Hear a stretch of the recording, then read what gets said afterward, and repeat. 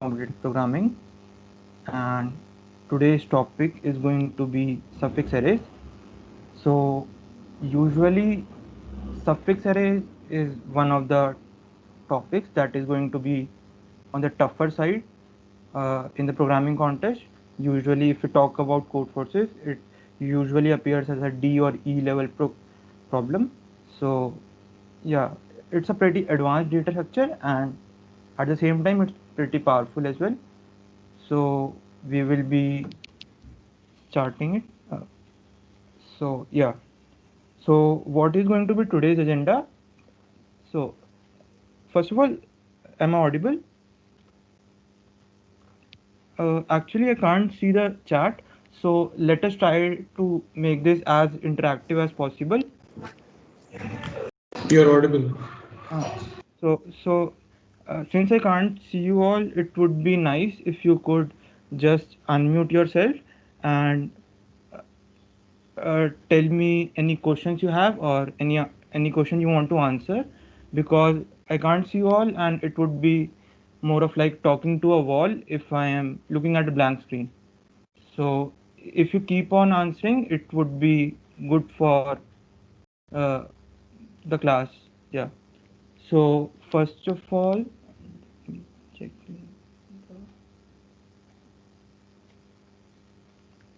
So So what is going to be today's agenda? Firstly, we are going to discuss what is suffix array, then like how it, what are its properties and why it is so useful. Secondly, we are going to discuss that how to use it as a black box. So what a black box means, that you have already a written template of suffix arrays. You have some standard problems of suffix arrays, and you just use this as a template to solve a particular type of problem. So in this part we won't be discussing more about the implementation, and we would be focusing on more what type of problems we can solve using suffix arrays. And thirdly, we are going to finally delve into how it is constructed and what is the core principle behind the suffix arrays and why they work. And finally, I guess the most interesting part of this workshop is going to be the applications, and we would be having an interactive session uh, of questions and answers. Like I have already prepared a few questions that can help you understand the basics of suffix arrays. So yeah. So firstly, what is a suffix array? So suffix uh, let so firstly, suffix arrays is all about strings. So there are two prerequisites for this workshop. First was uh, strings,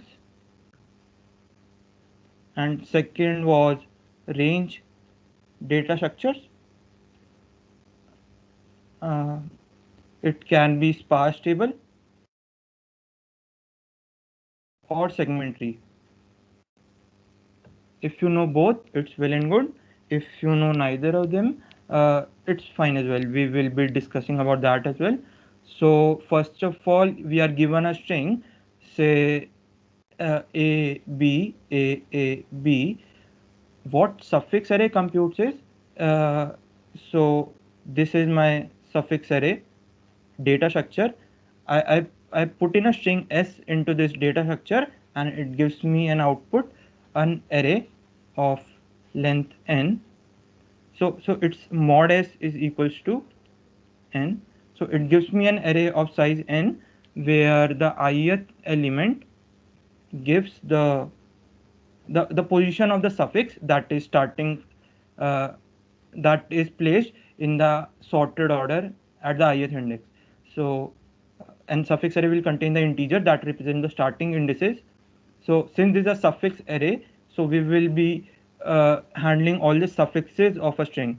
So let me list down all the suffixes of this string. These would be a b a b. Then starting from the first position, so I'm using a zero based indexing. Second one is b a b. Third one is a b, then a b, and then b. Sorting this in alphabetical order would make me like first of all, I guess AAB would be first, then this thing, then this thing, then B, and then BAAB. So for how my suffix array would look like is, I am going to represent what is the index of the suffix that is going to come first. If we sort all these suffixes in alphabetical order, so if we sort all these, so this is 0, this is 1, this is 2, this is 3, and this is 4.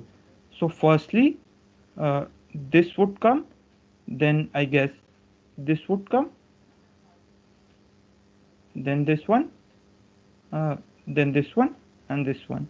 So if we try, so a good way to represent would be, we can only store the indices of the starting of the suffix. So uh, if I know the starting index, I think we can easily make up what the what is a string, because I have already have s, and if I know that it's starting at 2, so this is my string that is placed in the alphabetical order. So I will be discussing that why we are actually doing this sorting and all this stuff. Uh, so this was basic what a suffix array represents. So this is again the example that we are going to that we already discussed. So these are the suffixes that have been listed down, and if we sort this, then we get this as the required suffix array. So one thing that is notable is this thing, that since B and BAAB, so how do we compare two strings lexicographically? I guess most of you would be aware of that, but still I would be discussing that. So suppose I have two strings x and x plus y. So obviously x is the prefix of x plus y. Then we consider x as less than x plus y. Also, if the corresponding characters are indifferent, like for example a is less than b, so any string that is starting from a is obviously less than any length string that is starting from b. And this is basically how you compare two numbers. So we won't be discussing more of this. Now, since the basics are clear, so this is a poll question. So given this string s, a g a b c t s dollar, and this is the order of characters. So you must be wondering why this dollar is here all of a sudden. Uh, Actually, this is a very important symbol that we would be discussing in our next few slides. But let us keep it as it is as for now. So this is the correct. This is the order, lexicographical order. So dollar is placed first, then simple alphabet. So what will be the fourth entry of the suffix array if I consider this string? So if anyone wants to answer, he can just unmute himself or herself. Uh, I'm giving you say 20 seconds. Yeah. BCTS dollar option D. Huh. Yeah. Yeah, Because D. D. Okay. Great. So if we try, if we try to list down all the suffixes, so first we try to list down in the alphabetical order itself. So first of all, dollar. So is there any suffix that is starting with dollar? So I guess we get a suffix of length 1. So first would be dollar, then would be suffixes starting with letter A. So I will be having two suffixes. So I guess the one A B C T S dollar would come first, and then it would be A G A B C T S dollar, and then the only suffix that is starting from B will come next. So it is a option D. So this was basics of what is a suffix array. Nextly, I am going to uh, tell how to think of it like a black box. So these are some of the tips that you need to remember. Never try to code essay from scratch in a contest timed environment. So I guess most of you would be already familiar with this practice, but again, since it is not something like a DSU or something where you can quickly code it up, but essays are long to code, and believe me, yeah, it takes about 70-80 lines of code, and it's not as trivial. Also, if you try, even if you try to implement by yourself, you might be having bugs. And yeah, it seems pretty logical that you have already tested code in your template library and then use it as a black box in a time contest. So these are some of the basic implementation that is famous all over the world. So I have cited these in the slides. You can find the slides in the Teams channel. So here you can find the pretty standard implementation, and always try to use these. uh, I will be using the one that is mentioned in the CP3 book, but I prefer my own implementation, and if time allows, I will show it towards the end of the class. So and don't try to always like delve into how, suppose we are using counting sort, so don't always try to remember how counting sort works or how it is going to be actually created. More often than not, the only the high level idea behind it surfaces in a contest. So what it actually does. So what is the black box? So I have already, I have an already prepared structure uh, called suffix array, and it is going to it is going to support most of the functions that we are going to use. So first of all, SA of I, it's going to return a SA of I, which is an array, and it contains all the suffixes in sorted order. Knowing the suffix array of I, you can create rank I, which denotes at what position a length, what position a particular suffix appears in the sorted order. So again, taking the same example, A B A A B. So I have first of all A A B A B A B A A B, and then B, and then B A A B. So I already know that this first in sorted order this rank 2 comes. Now if I want to uh, find out where this AB appears, so that is stored in rank array. So it would be 0 1 2, so this would be 2. So basically it's an inverse permutation of already computed suffix SA of I. So any problems up till now? So any questions you want to ask, feel free. Can you once again explain what the essay array is storing and rank array is storing? Okay, so essay array, as I already discussed, it stores at which index of suffix comes first uh, in the sorted order. So I think, is this clear that these are all the suffixes, and this is the sorted order? I guess this Yes. should be clear. Yeah. So Yes. suffix array denotes what is the index that comes at the ith position. So in sorted order, this is 0, 1, 2. So the string starting at index 2 comes first. So first would be 2, then starting at 3 comes next. So 2, 3, then 0, then 1, then 2.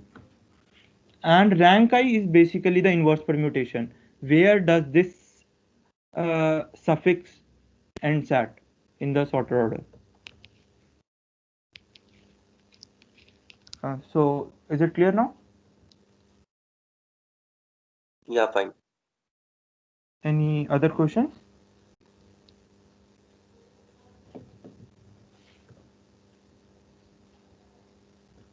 Okay, so I guess that should be it. So next we are going to move towards LCP array. So LCP stands for longest common prefix, and as the name suggests, uh, it denotes the longest common prefix between two strings. So let us take two strings, random strings, say A C D F B A A, and another string be A, C, B, F, G, A. So longest common prefix between these two strings is the length of the longest string that is common between both of them. So we try matching, we start matching from the first character A, C, and then this is the first non similar characters. So LCP of these two strings S and T is actually equals to 2. So it can be 0, it can go to minimum of length of this and length of this. So this is what LCP denotes. So what does LCP array denotes? LCP array denotes what is the longest common prefix between suffix at index I in my sorted order and suffix at index I minus 1. So again, I'm going to use that same string. So A B, sorted order is A B, A B, and finally B and B. So what my suffix LCP array denotes. So firstly, by index 0 is by default 0. Then we start from index 1. What is the longest common prefix between these two strings? So between these two, it is clearly 1. Yeah. Between these two, it is 2. Since we don't have any character, so we assume it to be a say null character, which we usually denote by dollar. So that was what dollar is used for. So A B, so it's 1 between these two, so it's 2. Then between these two it's 0 because first character is different, and between these two it's again 1. So my LCP array will look like something like this. So it's 0 1 2 0 1. So how to construct this? So again, they have taken an example of banana. So these are all the suffixes of banana, and so first of all it's 0, and then we have between these two is 3, so it's listed on 3. This 2 is 1, and so on. Yeah. So what would be LCP of IJ? Okay, so suppose we want to find out the longest common prefix between any of the two strings. We already know between any two consecutive strings uh, that are stored in lexicographical order. So now we want to find out between any two arbitrary strings. So let us suppose $, and these two. So we already know that between these two, they have a suffix of length. Okay, let me change the color. So we already know that between these two, I have length 1 common, and between these two, I have length 3 common. So can uh, can we say that between these two we have at least one character common? And if we try to generalize this idea, if we want to find out the longest common prefix between two strings that start at index I and index j, so say without loss of generality, index I is before index j in sorted order. It can be reversed as well. So the concept is almost the same. So I have a multiple strings listed down between them. So I know that between these two how many strings are common, between these two how many strings are common. So if we take the minimum of all these, I get the longest common prefix between strings I and string j. So is this clear? Because this is a very important concept that we're going to use later. Anyone? Any questions you have about how to compute the LCP of any two suffixes?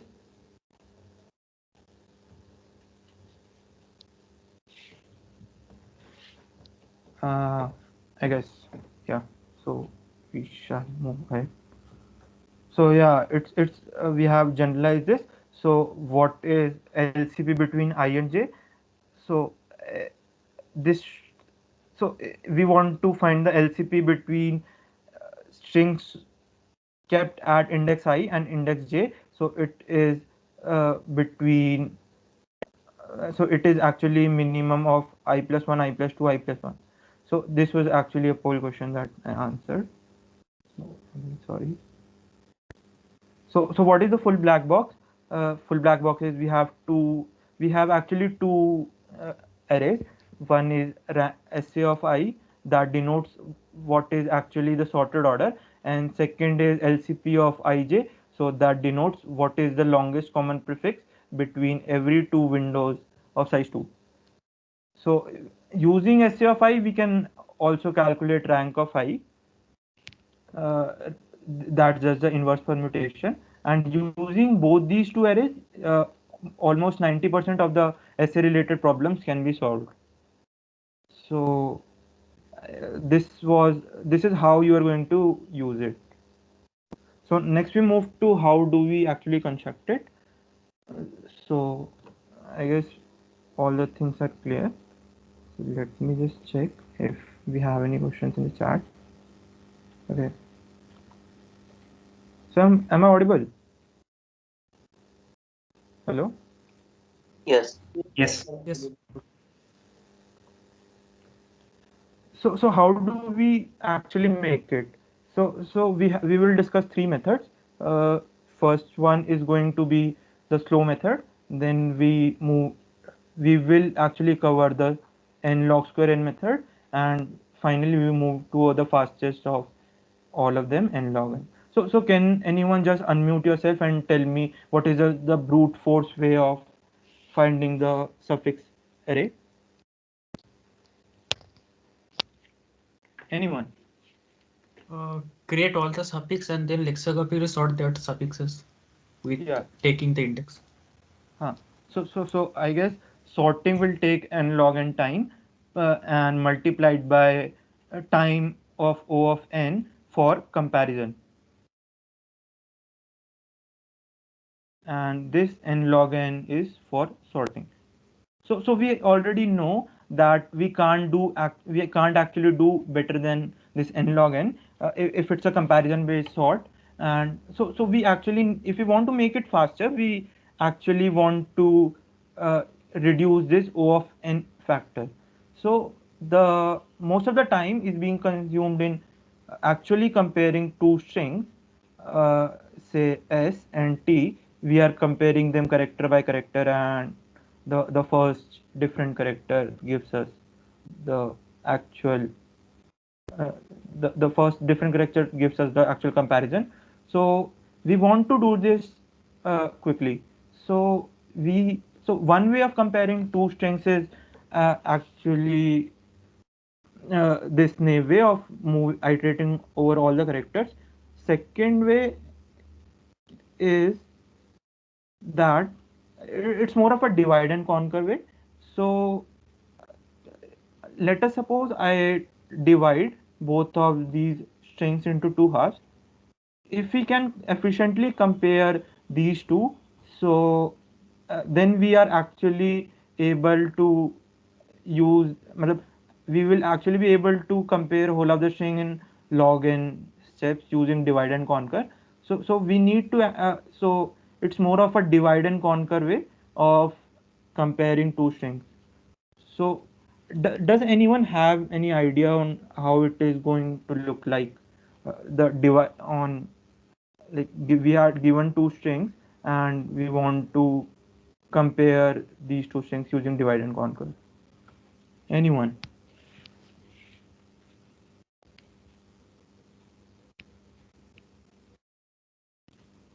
So let me give you an example to make it more clear. So let me take it on numbers. So I have numbers 23 and 25. So how do we actually compare both these two numbers? We take the first digit. If it's same, then we move to the next digit of comparison. If it's different, we already know that these two numbers can't be equal. So we move to this side only when we actually know. So it's more of a ordered sorting of pairs. So to so pair A comma B and C comma D is smaller if A equals to B and A equals to C and B is actually equals to D, or A is less than C. So these two are so we can actually compare two strings using this idea.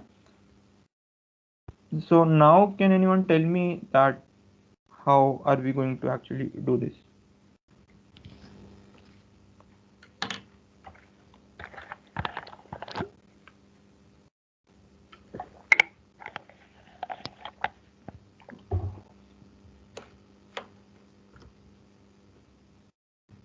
Mhm. Okay.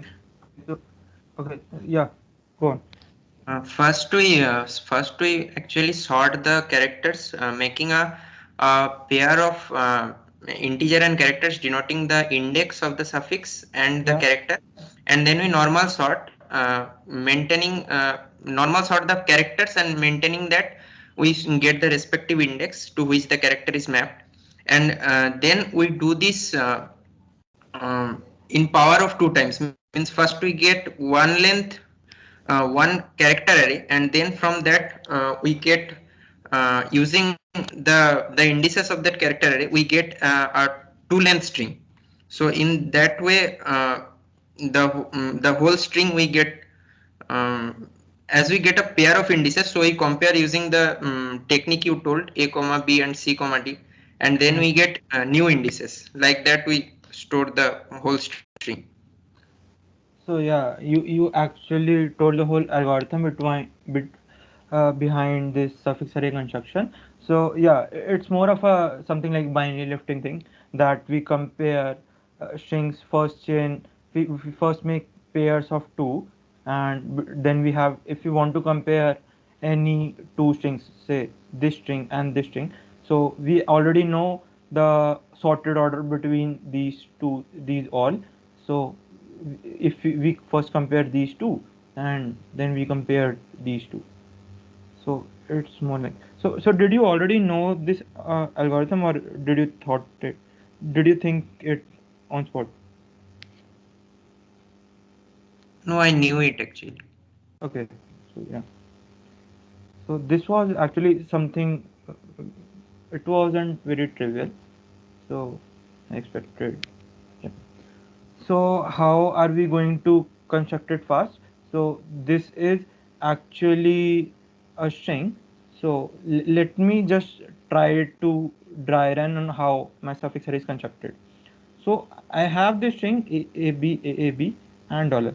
So another use of this dollar is going to be, since that it is going to be less than all the other characters. So if I have two strings, then two suffixes, then obviously dollar is smaller than any other character. So it actually forces my prefix prefix of any string to come before a longer of them. So AB dollar, and if we try to compare ABA, so dollar would be compared with A, and that would yield AB to come before this. So that is the reason we usually append dollar. So if I have the string, so these are all the suffixes that are listed starting from 0, 1, 2, 3, 4, 5, 6. So this is rank of SA of I. So initially SA of I equals to I, we want to actually construct it. So the ASCII value of A is equals to 97, B is equals to 98, and so on. I think it goes up to Z equals to 122 or 120, 122 I guess. So we have rank of SA of I is equals to 97, 98. Then again we have A, so it's 97, A 97, B 98, and dollar 36. Then now K is my, so K is equals to 1 for the initial iteration. So I take the next character. So this one is A, B, 97, 98, 98, 97. This is A, so it's 97, 97, and so on. We actually don't consider any character with after dollar, so it's actually 0. But you can take it modulo n, that would also work. So after dollar, we can also use a. So it can actually be 97 as well. It won't make any difference in the sorting order. So after actually sorting all this, so I get my at position 30, at position 0, I would get this 36 comma 0, 97, 97, and these are the pairs according to which I am sorting. So, and then I am going to update my temporary rank is equal temporary rank of I as rank of I. So yeah, just a second. So we are going to so how we are going to proceed is we are going to move from k equals to 1 and k less than n, and every time we multiply k by 2. Now I have a string, so I know that, say for k equals to k by 2, in the last iteration I already have all the relative order between uh, all the 2 to the power, not 2 to the power k, the k length substrings. So I already have the relative order between these two. How do I have it? I assume that I've already sorted them, and after that I provide them a unique rank. So say it's something like 1 2 2 4 5. So I will then reorder them. So it's more like one will get in rank 0, then both these two will get the same rank, then 4 will get rank 2, and then 5 will get rank 3. So I already know what are their ranks in previous iteration, and then if I want to compute for k equals to 2k in the next iteration, this thing. So I'm going to make pairs of both these uh, ranks. So say it was 0, it was 5, it was 2. So how my pairs are going to look like: 0 comma 5, 5 comma 2, then suppose it is 1, so 5 comma 1, sorry, 2 comma 1, and so on. This is going to be my uh, so these are going to be my pairs, and then I again sort them by their ordering. So that is this thing, that how do we compare pairs. And finally we update k equals to k 2 into k. So we get every rank of every suffix of length 2k. So this was my temporary array of I.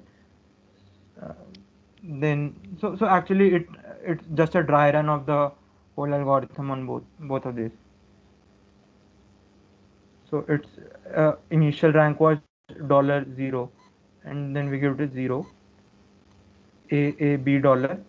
So rank of a was 1 and rank of b dollar was 3.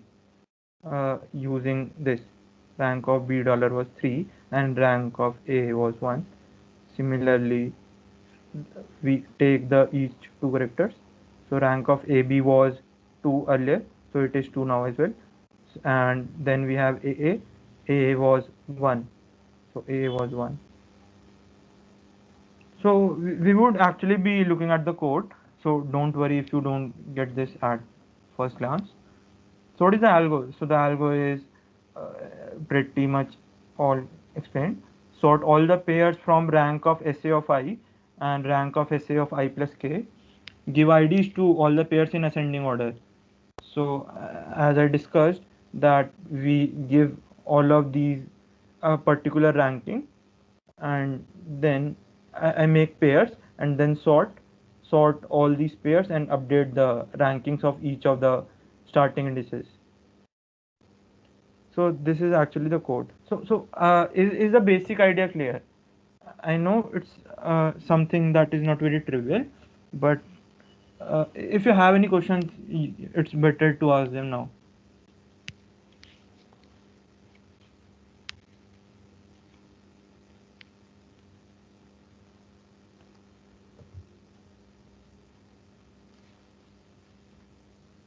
Okay. No questions as of now. Great. Now this is a code that is taken from this CP3 book, and first of all, it creates a array of size n. It initializes, so iota does is make SA of 0 equals to 0, SA of 1 equals to 1, and so on. Now this is rank array, so rank of I is equals to T of I, so it shouldn't be T of I, it should be I.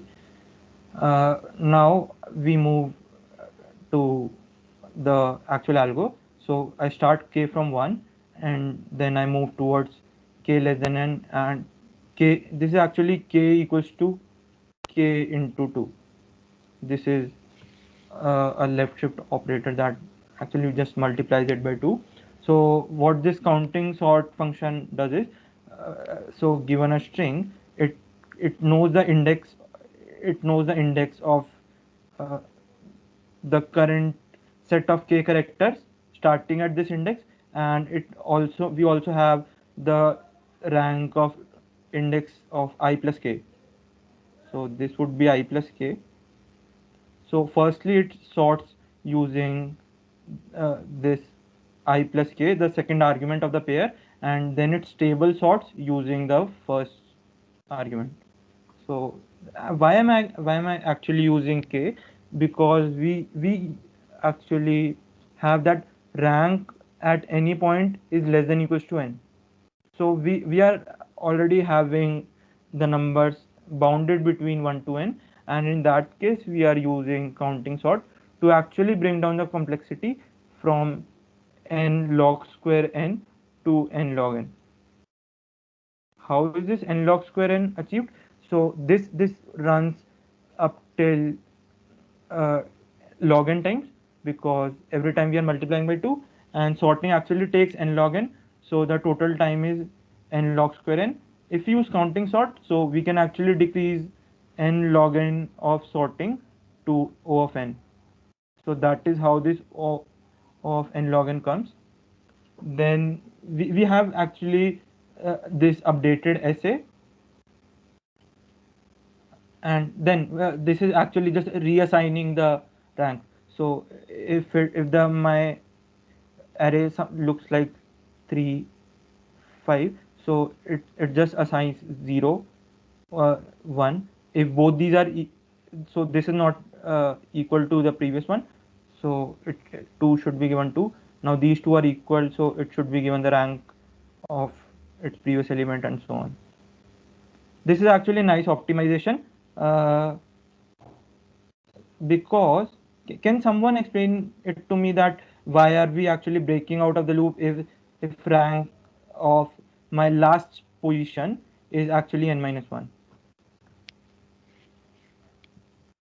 Why are we actually doing it? Shouldn't we actually run k up to all the way to up to n, but we are actually breaking it when we encounter the last value of the rank is equals to n minus 1? Anyone?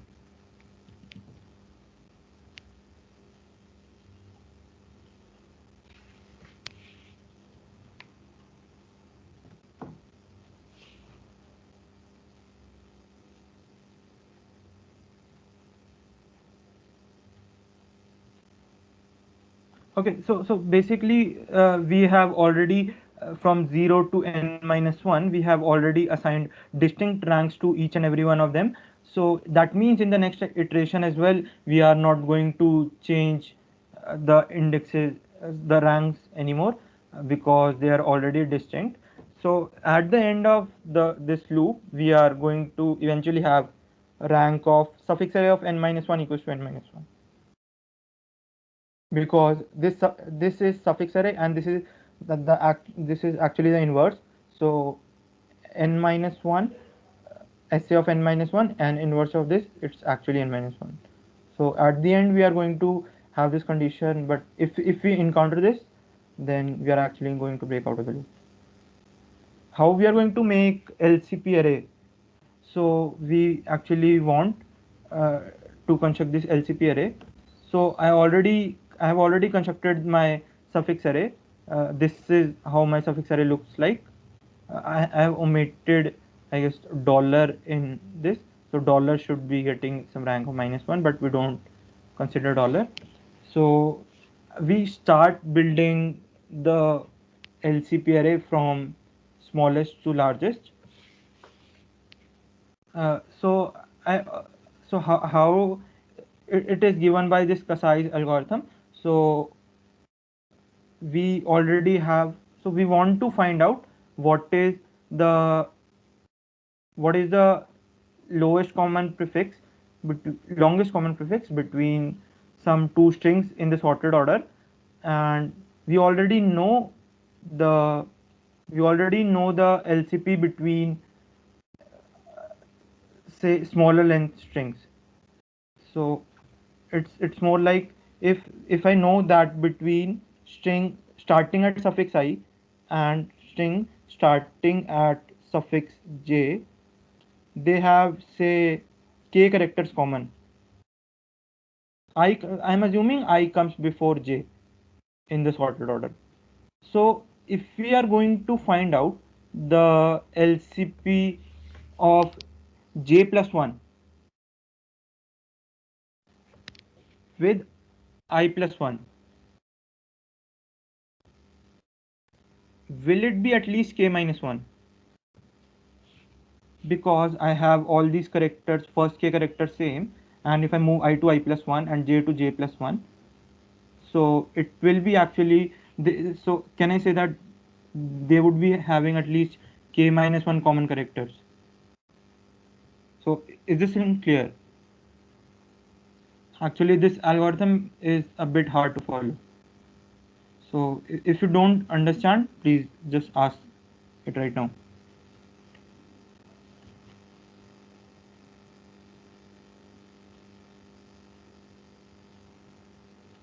Okay, so I am assuming I comes before j. Now we try to make this LCP array in order, in the order of length of suffixes. So firstly we are going to make the LCP of this longest suffix with the one that comes just before this. So it need not be, for if this is I, so this is I minus 1. This could be any j. J can be greater than I, j can be less than I. So this comes at a rank I, at a position rank I. We are trying to find the LCP of rank of I. LCP of rank of I, this thing. So if this suffix comes at rank I, we are trying to find this. So suppose I have already calculated between I and say the one just before this. So I directly move to I plus 1. I plus 1 can be anywhere. So it can be here and it can be here as well. Anywhere after this or before this. Then I try to calculate the one of just before this. I already have the LCP as say h. I decrease h to h minus 1, and then I try to increase h up till I get any more, however long I can extend the LCP. So the basic algorithms look like this. So it's more like that LPS array that we compute in KMP. So I get rank of I is greater than 0. This is the index that of the suffix that occurs just before the string I. So it would be look like k and I, while s of I plus h equals to s of k plus h. So I already know that these two have h character same. Then I increase h up till they match. So I compare these two, I compare these two, I compare these two, and so on. And then finally I make rank LCP of rank of I equals to h, and I decrease h to h minus 1, so that my h gets updated for the next suffix. So I'm going to skip the dry run because I think it is becoming very boring as of now, and we will quickly move towards the questions. Yeah. So I'm firstly, can anyone comment on the time complexity of this Kasai's algorithm? How many times at max are we going to decrease h? Is it O of n square, n log n, or at most n by 2? So this is the algorithm. Let me clear this. So how many times are we going to decrease h at most?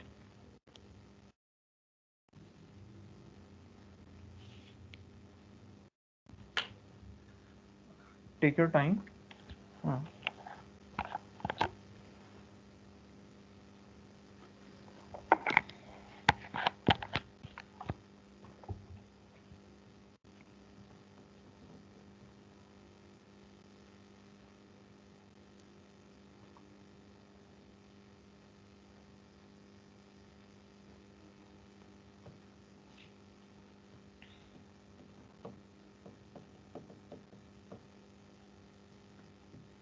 Anyone?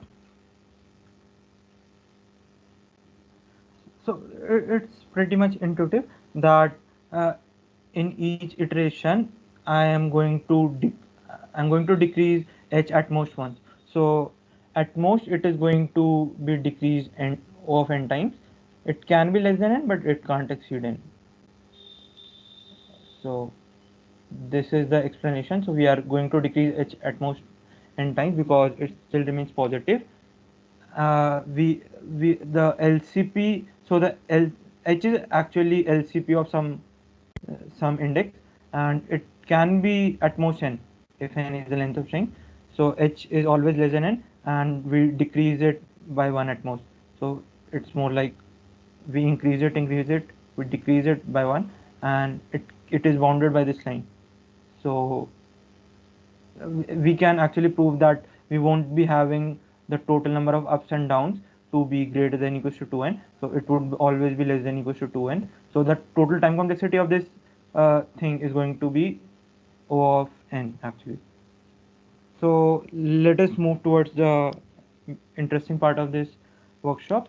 So these are some of the questions that I have prepared, and please unmute yourself everyone, and if you have any ideas then we can discuss it. So the first question is, I have a string a of length n,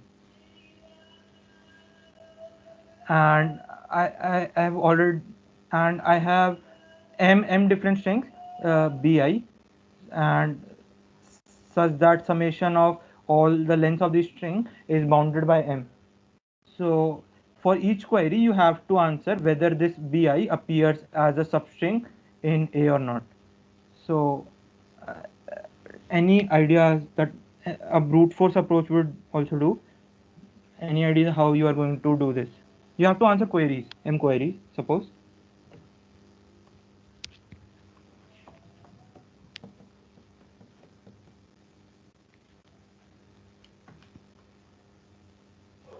So use the fact that we have all the suffixes of a given in a sorted order, and we want to search.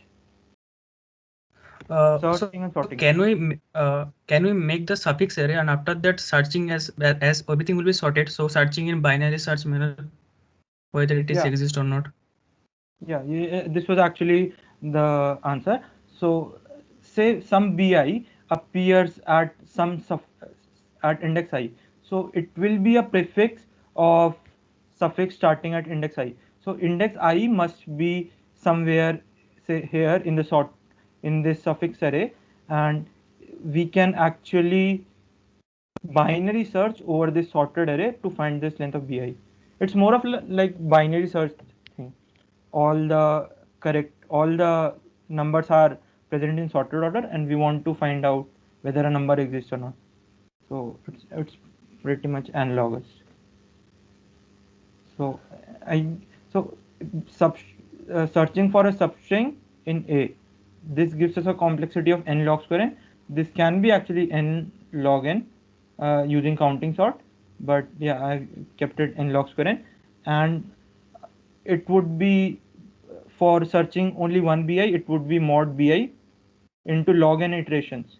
So these all are n. Total number of these strings is going to be n. So for one string it's going to be taking bi log n. So for all of them it would be summation of this, and finally we are going to summation bi equals to m. So it is going to be m log n.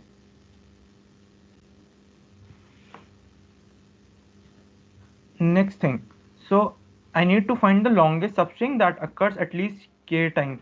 So I have this string a, and there would be a total n into n plus 1 by 2 substrings, and I want to find out the longest string that occurs at least k times.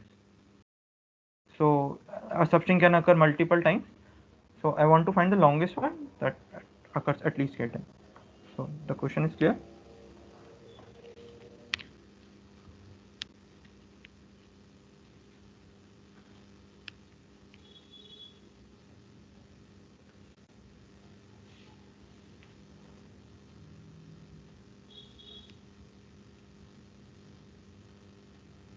So there's one trick that I always use while solving some question of suffix array. Treat it more like a number thing. So I have this sorted array, and I have these numbers. I want to find something very similar to a number appears k times or more. So how I'm going to take the maximum length of something. I have all these in sorted order.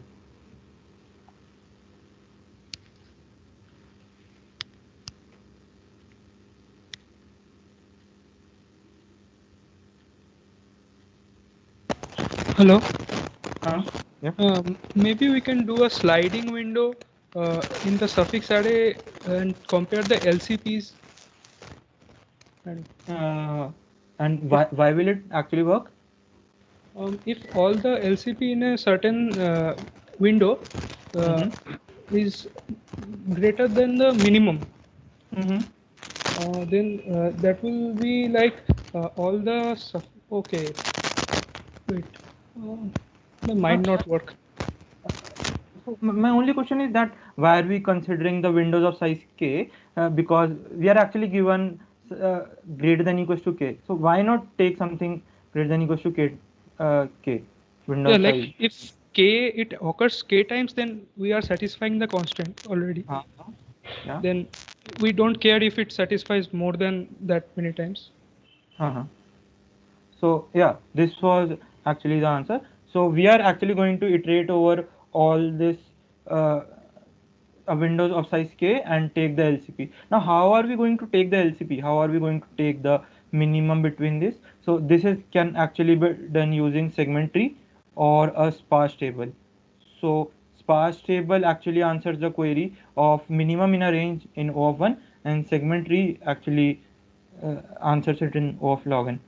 So if I'm given some queries, it takes a build up of time n log n, and it takes time of O of n. So anything can be used depending on the type of problem we are solving.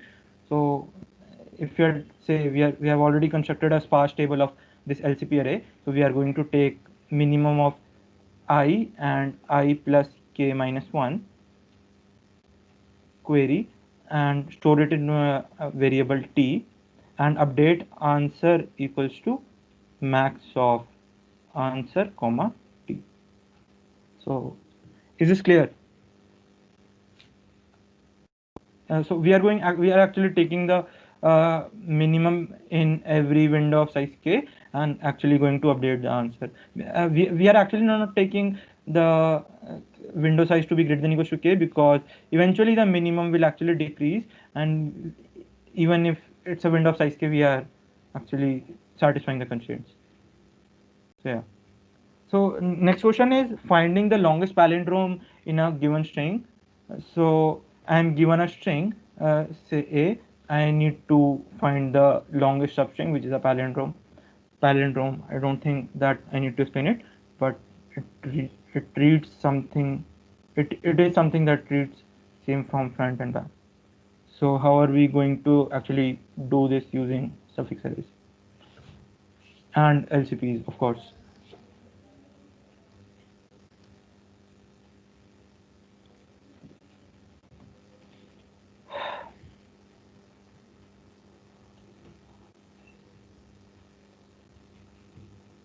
So the time complexity, the aim of this problem is that we want to do it something in n log square n. So we don't want to use any more time than actually building the suffix array.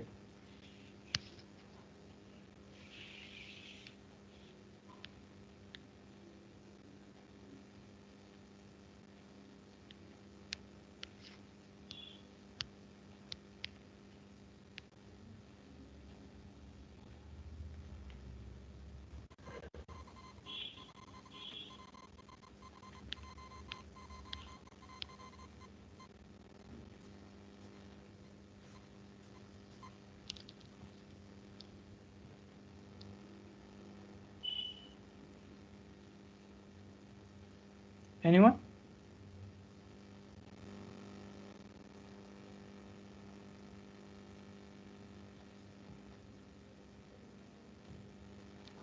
Can we use Manaker's algorithm? I don't know how to pronounce it. But Yeah. There's like Manchester. I don't know what's its name actually, but yeah, there's a pretty standard algorithm using that. Firstly, let's try to find it using hashes. So I guess every one of you must be aware of what how to hash a string. So how do we find the longest palindrome substring of a string using hashing?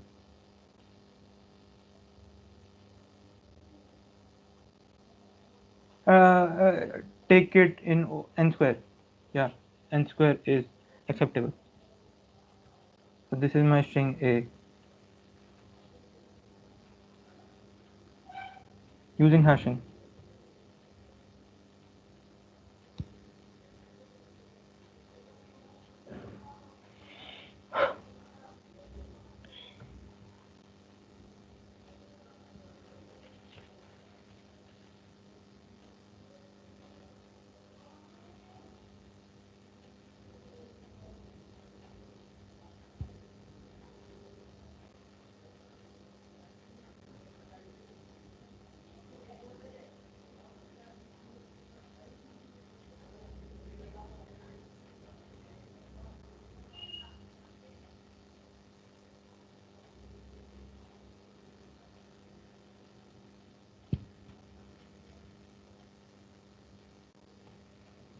Okay, so let me take this. So using hashing, I can compute the hash of every string in A.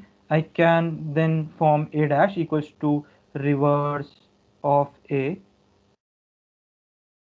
and then I can calculate the hash of every sub every substring in this A dash. So this would actually read A from this side, A dash. Then I can calculate the hashes of each of the n square substrings, and then for each of the substrings of this A, I am actually going to query what is if this hash is present in A dash or not. If it is, no, one thing I need to take care of it, that if I am checking for I to j, so if there is any, so I need to check that this I to j is actually I to j in this as well. So if that is satisfied, then I update the answer to maximum of answer of this. So extending this concept to suffix arrays, it's actually pretty non-trivial to come at first. So I I am have actually an idea. okay. Yeah, go ahead. We can just take the string and concatenate it with the reverse of the string, Yeah. and then build a suffix array. And for every position, say I, we Mhm. compare the longest common prefix of I and I plus n. And if they have something in common, that means that much is going to be in a palindrome, I guess. Uh, yeah, you are actually going in the right direction. So let me take an example so that you can explain it a bit more clearly. So I have this string rearrange,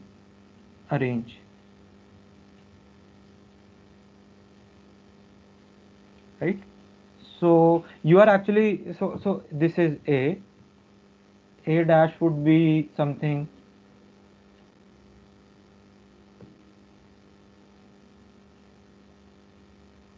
Okay, so what are you saying to do next? Next we concatenate A and A dash. Using some operator or directly? Maybe we can do anyway, like it would be ordered n. No, I'm saying that you want to, we will actually need a special character dollar, because it might be the case that this GE extends to this EG, Yeah, and yeah. then we will have a palindrome.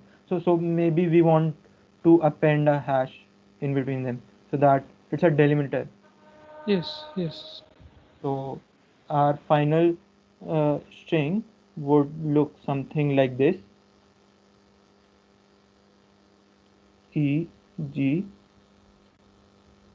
N A R R A E R and dollar. Yeah, this is necessary.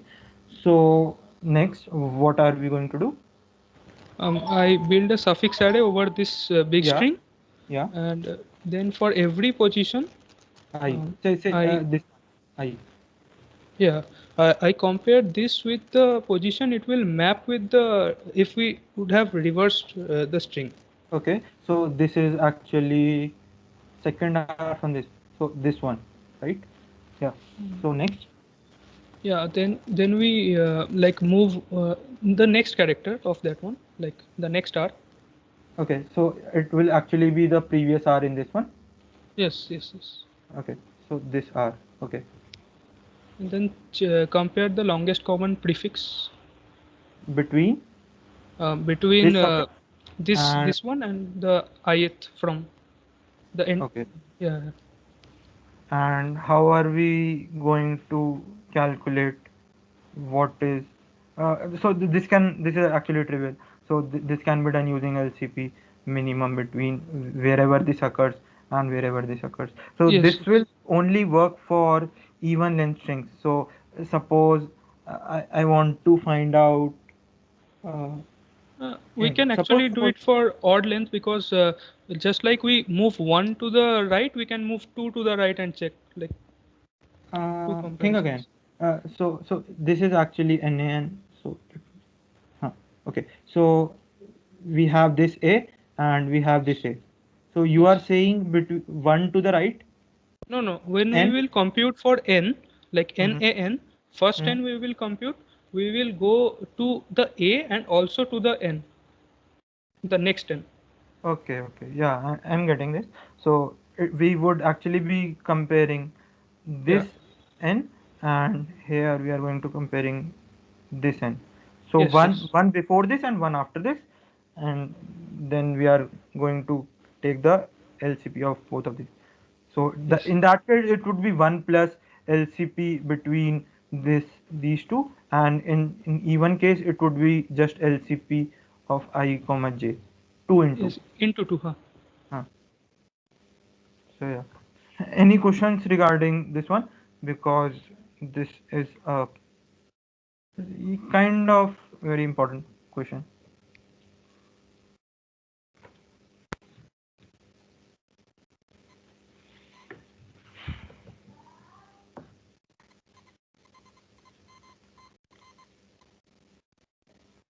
Okay, so I guess this is clear. Okay, so the next question is, how are we going to compute the number of different substrings of given string? So I have a string, say A, B, A, B. So there can be a substring that is occurring multiple times, A, A, A. So we want to take into account it only once. So the number of distinct non-empty substrings present in A. The question is pretty trivial. So there's a brute force uh, n cube log n approach using sets.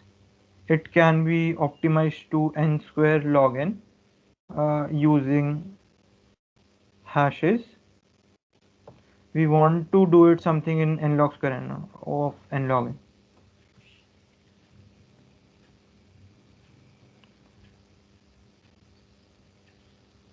So try to think of it in this way, that I have a suffix, that how many substrings is it going to contribute. So this is n minus 1 will actually contribute one string. This will actually have two substrings. So it is going to n minus 2 is 2. So ith will give me n minus I total substrings. We want to count how many distinct non-empty substrings using a concept something similar to this.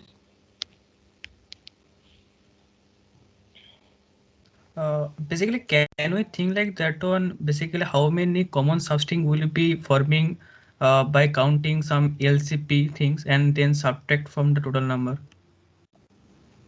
Yeah, yeah, that is what I wanted to say. So I have already the suffix array. So let me take an example. So I have this string, then I list down all the suffixes a b, then a b a b, then b a b.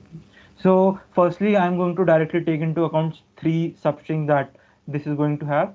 So this I am going to add to the answer 3. This is going to this I'm going to take into the answer 2 from this, but I need to subtract something. What is it? So this is actually going to be the LCP. I have already taken into the account a into the string. So I will actually have to subtract 1, that is LCP of I from this thing, and so it would actually add to the answer 1. So it would be AAB, then AB. So next thing, this is going to add to the answer 5, but AB is already taken into the last account. Now you can argue that we are not actually taking a into the account in my last iteration, but a was already taken before that. So we assume that all the prefixes have already been taken. So this would be 5 minus 2, that is equals to 3. This would be 1, and this would be 4 minus 1, that is equals to 3. So my answer would be 3 plus 1 plus 3 plus 1 plus 3. So 11. So these are the number of distinct substrings. Now we have another question. We are given some strings a1 to am. We want to find out the longest common substrings that is occurring in all ai. So this is a1, this is a2, and this is a3. So there must be a substring that occurs in all of this. So it can occur anywhere. So we want to find out the length of this longest string. So we have already seen it for two strings actually, how to do this. So that was covered in longest palindrome question. So I have two strings s and string t. We want to compute the LCP, no, LCS. Okay, so we actually concatenate using this and then try to find out for each position from this and this, that what is their LCP, something like this. We haven't discussed the exact solution of this. So you need to firstly think about how is this going to work in, say, both of these have length n. So how to do this is in O of n log n, and then move to this question, how to do this in n plus m log n plus m and some n plus m additional time. So this is for building and this is for additional computation. So yeah, think about it. Say I'm waiting for a minute. Yeah.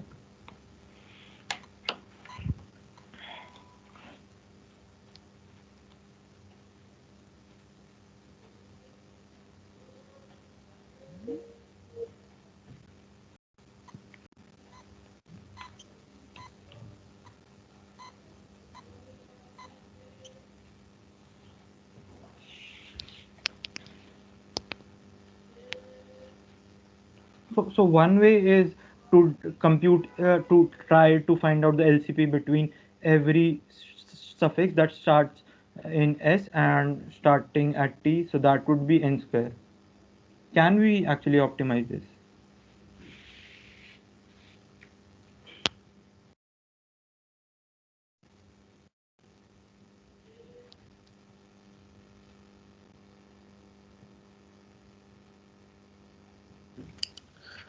Can we do like that one, that let's say that for after while creating the LCPs, so if we can mark that this LCP is coming from string 1, this LCP is coming from string 2, and up to M, then if we consider the common length that actually is coming from where all the LCP are in the same places from the all pairs, basically 1 to 3 dot M.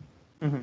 So yeah, the solution. So we can actually prove it that if we have this one coming from S, this one coming from S, this one coming from T, this one coming from T, and this again from S. So we don't actually need to compare non-adjacent strings, but because LCP of these two would be anyways lesser than these two. So we if we can actually compare between adjacent suffixes from different strings, we can actually do it for the whole pair of substrings. So yeah, this was actually the solution for two strings. How can we extend it to general M strings?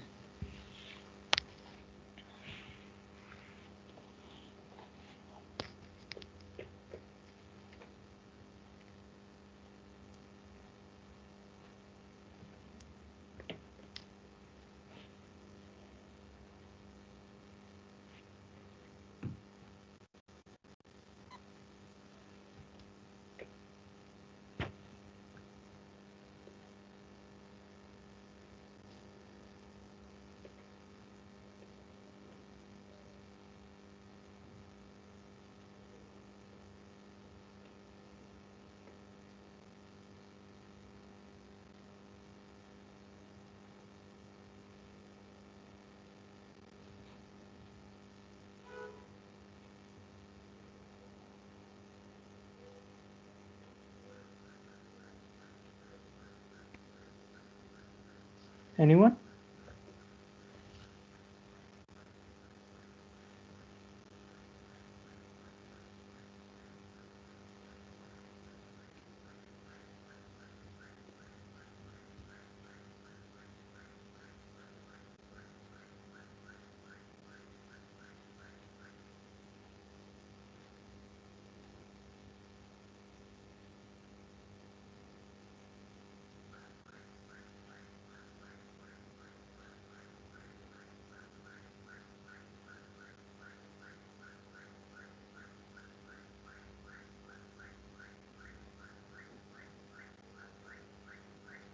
Okay, so let me take this one. I have M strings. So one of the ways just concatenate them using a character. So it would be A1 hash, A2 hash, A3 hash, and so on, AM and some. So I build a suffix array of this string capital S, corresponding suffix array, and if we try to so our problem uh, reducing our problem for every pair.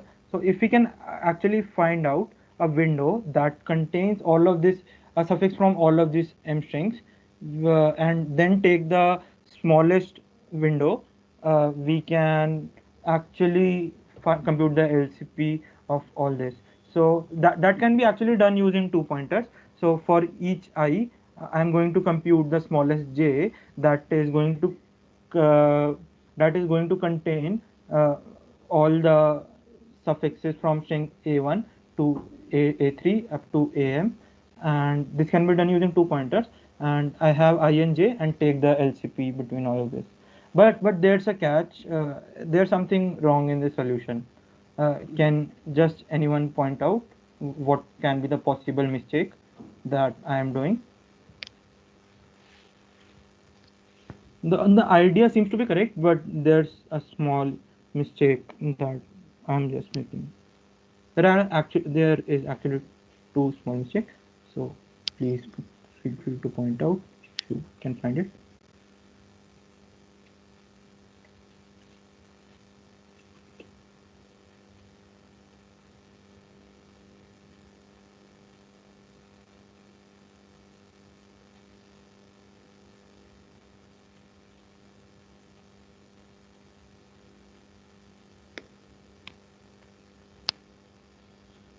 Okay, I am going to just give you an example. So first, so that it becomes easier for you. So I have a string AA, then I have BCAA, and then I have DBF, something. So if my string S becomes AA hash, then BCAA hash, DBF. So one of the mistakes was that this, huh, so this AA, so I will have a this one suffix that is starting from index 0 and one from 0, 1, 2, 3, 4, 5. So I will actually have their longest common prefix as something. Okay, so let me make it a hash. A, yeah. So I will actually have their longest common prefix as more than 2, because it will actually take into the account this hash as well. So earlier, while we were actually taking hash, we were taking it because we didn't want to continue any of the suffixes from this A2 to A3 and so on. But it might be the case that this thing is actually going to match to this thing. So we actually need to take all these different and all of these strictly less than small a. So we can actually map a to, instead of 97, we can map it to uh, m plus 1, b to m plus 2, and reduce it as a number instead of a string, and then we can append using, instead of hashes and dollars, we can actually append it using 0, 1, 2, and so on. So that was a mistake. Another one was that there would always be a substring of length 1 if we of length 1 common if we take the same character. So we needed to actually remove these hashes. So yeah. So I have another question. This is a bit advanced question, but since we are already running out of time, I will be posting this question in the group along with some other suffix array problems that you can solve. So to make yourself familiar. Apart from this, I want to uh, say that there's a nice tutorial on Codeforces edu section that specially talks about these suffix arrays, and it has most of the standard questions. Some of them have already been discussed, but yeah, it would be nice if you can just go through them, like, to make yourself comfortable. So any questions regarding all this? So these are the resources, CP algorithms. It contains the theory as well as questions. Stanford lecture notes. This is again a very good resource to get familiar with the basic concepts. Visual algo contains the visualization of how a suffix array is made. This answer is going to explain how LCP algorithm works, and these are additional topics related to suffix arrays. So if anyone has any question about this workshop or suffix arrays, he or she is welcome.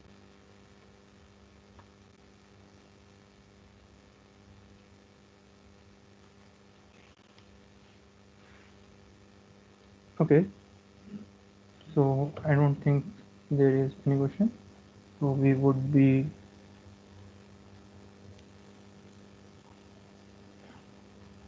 okay. So I think we are done for the day. Thank you.